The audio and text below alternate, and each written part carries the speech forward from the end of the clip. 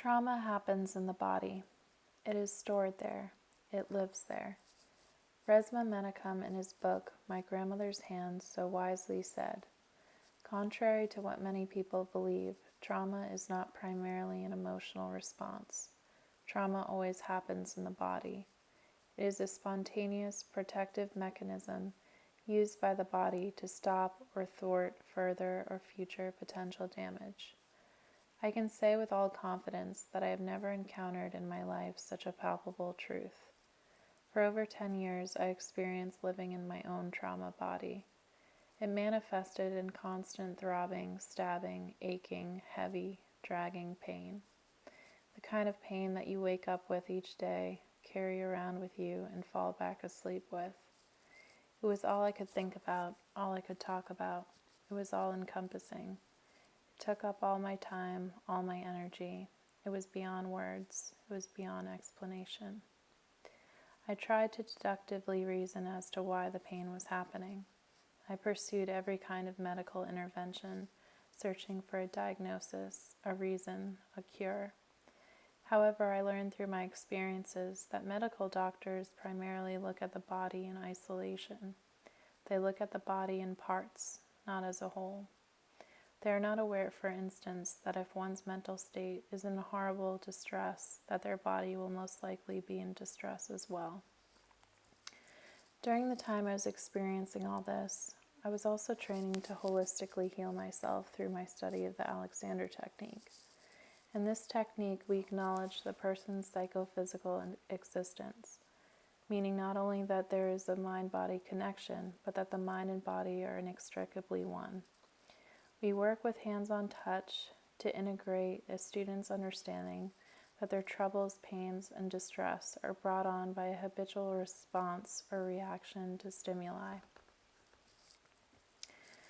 It is important to remember that there is no behavior without first a reaction, and reaction can be suspended, it can be withheld, in what we call in Alexandrian terms inhibition, which is just a fancy word for pause. When we pause, it's a way of establishing that we are in complete control of our reactions. From this place, we can reason through and we can choose not to react the same way.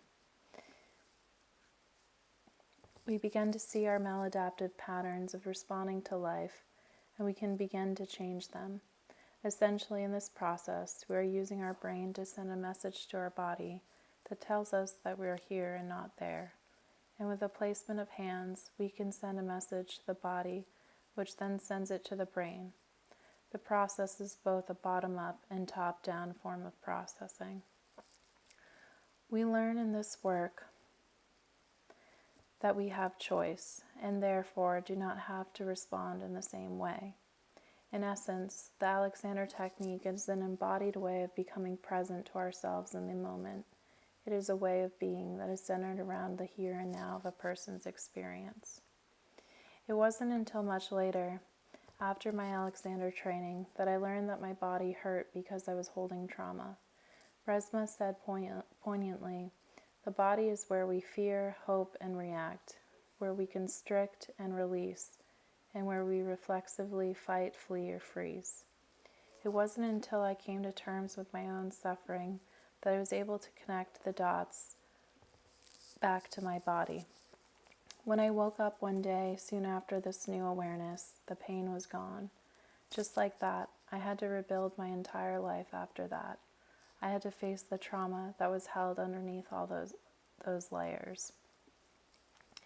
While I was viewing What's the Big Deal About Trauma, I was deeply moved by Walter B. Cannon's theory of biocracy, a way in which we can as a society function as a living organic body.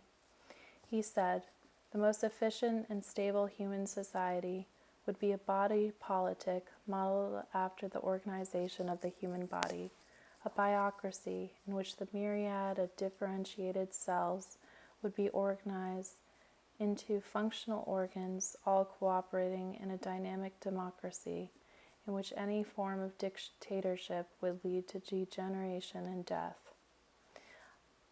I believe that if we were to operate as a culture from this lens, much of society's ills would fall away.